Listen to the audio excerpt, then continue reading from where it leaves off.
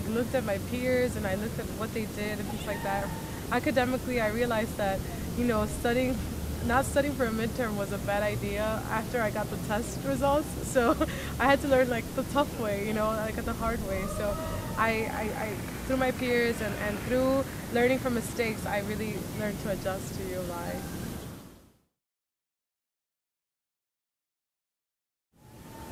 Coming to U of I was really a culture shock for me. It was a culture shock in terms of like eating and schoolwork. I went to a school in the south side of Chicago, and I kind of was used to getting things done without really doing any work, putting any work to it.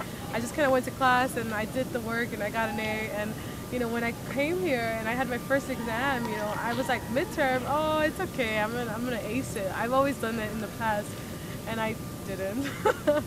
So I definitely learned from my mistakes, and that was the way that I decided, that I coped with things that were hard, or like studying habits. That's how I started learning from the mistakes.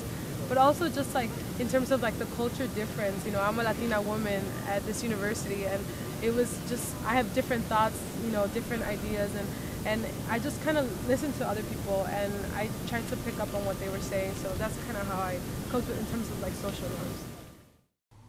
I promise.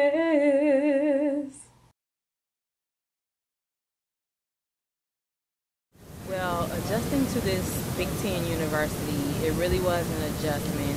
First thing that I figured out that I had to do was step outside my comfort zone and network with people, my peers mainly, and upperclassmen as well, who would be able to give me guidance to things that they've been through that I'm going through now. That was a big adjustment for me. Socially, like I said before, I really had to step outside my comfort zone and meet people that I never really met before or even talked to.